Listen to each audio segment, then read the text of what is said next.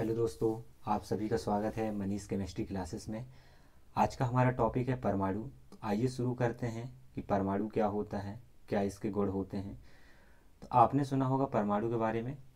यहाँ पे डेफिनेशन लिखा हुआ है, परमाणु जो होता है पदार्थ की सबसे छोटी इकाई होती है जो स्वतंत्र अवस्था में नहीं पाए जाते बल्कि रासायनिक अभिक्रिया में भाग ले सकते हैं। तो आपको ध्यान रखना है दोस्तों, परमाणु जो होता है वो पदार्थ की सबसे छोटी इकाई होता है जो कि स्वतंत्र अवस्था में नहीं पाए जाते बल्कि रासायनिक अभिक्रिया में भाग ले सकते हैं। अब हम बात करते हैं परमाणु के संरचना के बारे में। तो परमाणु की संरचना पढ़ने से पहले मैं आपको एक चीज़ बता दूं कि जो परमाणु होता है उस परमाणु के अंदर तीन चीज़ होते हैं, प्रोटॉन होता है, न्यूट्रॉन होता है और इलेक्ट्रॉन होता है। ये तीन ही चीज़ होते हैं जिससे परमाणु बना होता है। तो आपको पता होना चाहिए जो प्रोटॉन होता है इसके ऊपर पॉजिटिव चार्ज होता है, इलेक्ट्रॉन के ऊपर नेगेटिव चार्ज होता है। जो न्यूट्रॉन होता है वो कैसा होता है, न्यूट्रल होता है, उदासीन होता है, अर्थात इसके ऊपर ना तो प्लस होते और ना ही माइनस होते।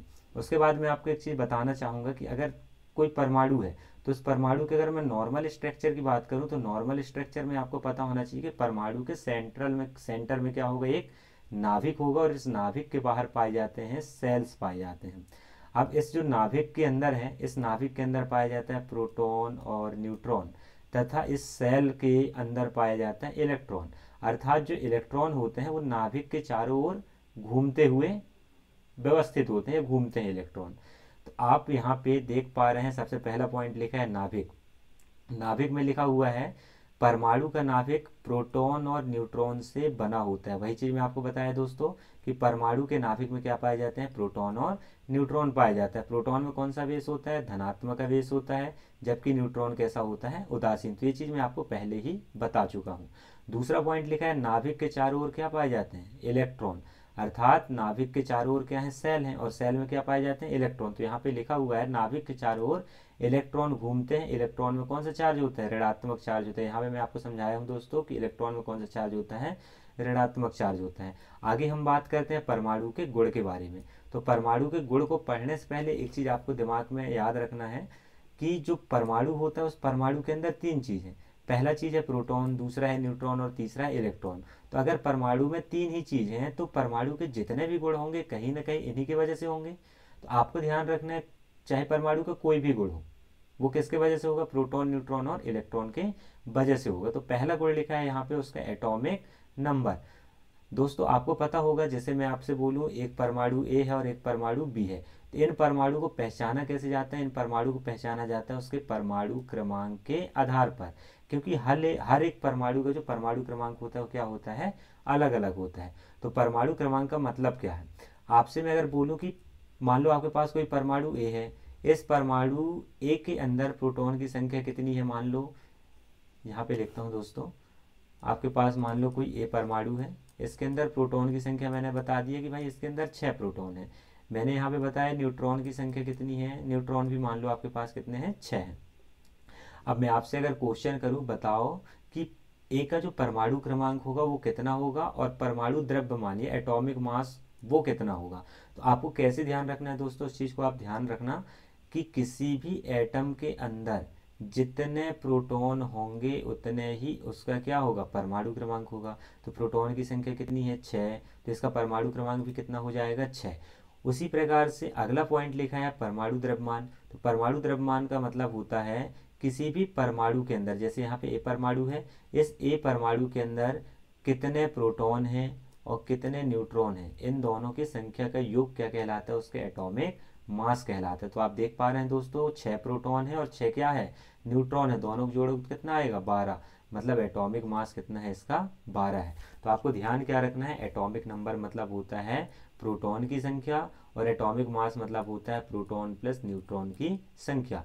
अगला पॉइंट लिखा हुआ है दोस्तों यहाँ पे इलेक्ट्रॉनिक विन्यास। तो यहाँ पे ध्यान से देखना इलेक्ट्रॉनिक विन्यास का मतलब क्या है, ये इंपॉर्टेंट है दोस्तों। जिसे नाम से ही समझ में आ रहा है इलेक्ट्रॉनिक मतलब कहीं ना कहीं इलेक्ट्रॉन की बात हो रही है, विन्यास का मतलब होता है व्यवस्था। तो इलेक्ट्रॉन की व्यवस्था के बारे में कौन बताएगा, इलेक्ट्रॉनिक विन्यास। अब इलेक्ट्रॉन कहाँ पाए जाते हैं, सेल में पाए जाते हैं। तो इलेक्ट्रॉन सेल में किस प्रकार से व्यवस्थित रहते हैं, वही चीज क्या कहलाता है, इलेक्ट्रॉनिक विन्यास। देखो यहाँ पे लिखा हुआ है इलेक्ट्रॉनिक विन्यास परमाणु में इलेक्ट्रॉन की व्यवस्था को दर्शाता है। अब जैसे मैं यहाँ पे एक एलिमेंट लिखा हुआ है, इस स्टेटमेंट को ध्यान से देखना। यहाँ पे लिखा है उदासीन परमाणु में जितने प्रोटॉन होंगे उतने ही इलेक्ट्रॉन होते हैं, किंतु अगर किसी परमाणु में कोई आवेश आ जाए तो वहाँ पे इलेक्ट्रॉन की संख्या प्रोटॉन की संख्या के बराबर नहीं होता। इसको ध्यान से देखना दोस्तों आप लोग। मान लो कहीं पे ए लिखा है, ये एक परमाणु है। अब इस परमाणु के ऊपर ना तो प्लस है और ना ही माइनस है, मतलब ये परमाणु कैसा है, उदासीन है। तो यहाँ पे लिखा है अगर कोई परमाणु उदासीन हो तो इसमें जितने प्रोटॉन होंगे, मैंने बोला कि यहाँ पे प्रोटॉन की संख्या कितनी है, 6, और आपसे बोला जा रहा है बताओ इसमें इलेक्ट्रॉन कितने होंगे। तो यहाँ पे बोला जा रहा है कि अगर उदासीन परमाणु तो जितने प्रोटॉन उतने ही इलेक्ट्रॉन। तो अगर प्रोटॉन 6 है तो इलेक्ट्रॉन भी कितने होंगे, 6 होंगे।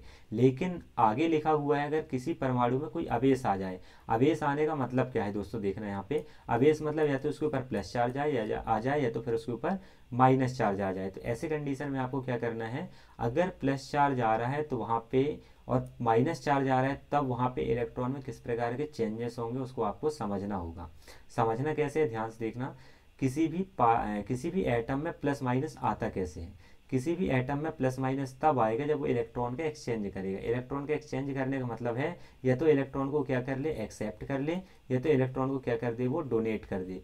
अब ये दो कंडीशन है दोस्तों उसके पास, या तो एक्सेप्ट कर ले या तो डोनेट कर दे। तो आपको ध्यान रखना है अगर कोई एटम इलेक्ट्रॉन को एक्सेप्ट करेगा तो उसके ऊपर कौन सा चार्ज आएगा, माइनस चार्ज आएगा, और अगर कोई डोनेट करेगा तो उसके ऊपर कौन सा चार्ज आएगा, प्लस चार्ज आएगा। तो यहाँ पे आपको एक चीज़ समझना होगा, जैसे यहाँ पे स्टेटमेंट में भी लिखा हुआ है कि अगर किसी परमाणु में कोई आवेश आ रहा है तो जितने प्रोटॉन होंगे उतने इलेक्ट्रॉन नहीं होते। यहाँ पे मैं एक एग्जाम्पल लेता हूँ, ध्यान से देखना आप लोग।